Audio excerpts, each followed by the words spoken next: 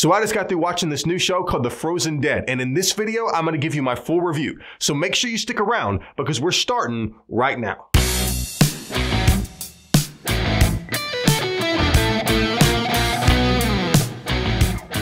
Hey guys, welcome to the channel. My name is Ryan, and this is where I review movies and shows from a variety of different platforms to help you manage your expectations so you're not left disappointed. And if you haven't already, make sure you hit that subscribe button so you don't miss anything along the way. So this is a Netflix series that was originally done in France under the title of Glace. Now, it follows this French police officer as he is drugged back to his hometown to undergo a very minor investigation.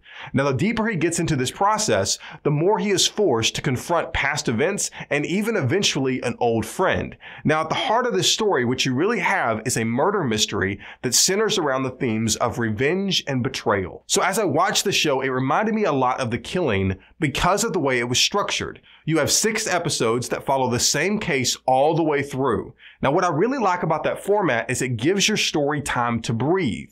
You know, a lot of times in these procedural shows, I feel like they're in such a rush to get the story over that they will make leaps in logic that I just don't buy. But when you're able to follow a story from episode 1 all the way to episode 6, it gives you the ability to follow the logic behind the investigation, so at no point do you ever feel lost. Not only that, but because this is a Netflix show and all the episodes are made available all at once, you don't have to take the time catching your audience up from what happened last week. And the way the show capitalizes on that is by using cliffhangers. And there was one cliffhanger specifically that I thought was great. And that's just a couple of examples of some small things I thought this show did really well. Another one of those small things I really enjoyed about the show was how they conveyed information to their audience. You see, there's a couple of times where your main character shows up to the scene and he has clearly missed something significant.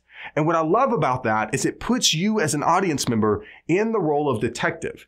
Now you have to listen to what everyone's saying and determine for yourself whether what you hear is reliable or unreliable. And I loved those opportunities. Unfortunately, they didn't take full advantage of it because that only happened a couple of times. And I think that would have been a really cool way to tell this story. Now, earlier I told you one thing I liked about the show was how it was structured because it allowed the story to breathe. Unfortunately, they stepped on that opportunity a lot of times with how they chose to edit the show. I'll give you an example. There are a few times where they're clearly trying to convey the gravity of the situation. There'll be dramatic music playing in the background, and there'll be this slow zoom in on your character. And then they will cut halfway through that scene to a different angle or to a different scene entirely and completely stop the music. And that just kills the moment. That's what you do in a comedy when you want to cut to the punchline of a joke. But doing that here completely destroys the tone you're trying to establish.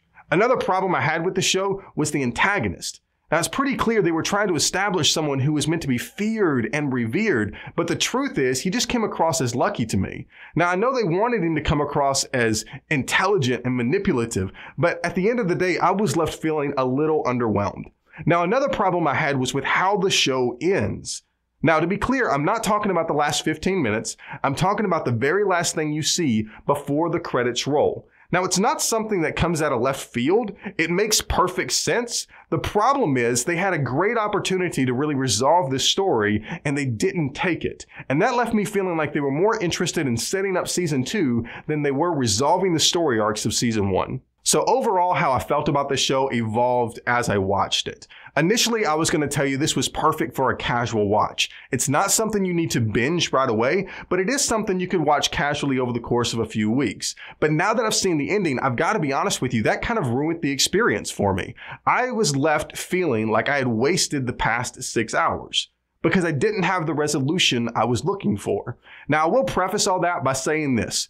If you're the kind of person that can enjoy a show and it won't be ruined by the ending, even if it's not exactly what you expect, well, then maybe you should go ahead and give it a casual watch. But at this point, I'm going to tell you to go ahead and give this show a pass. So that's what I've been watching on Netflix, but what have you been watching? Jump in the comment section below and let me know. And hey, if you like this video, maybe you'll like some of my other reviews. You can check those out off to the side here. And as always, if you've made it to this point in the show, that means you must have liked it, so why not give it a thumbs up? And make sure you hit that subscribe button on your way out so you're kept up to date next time I get ready to upload a new video.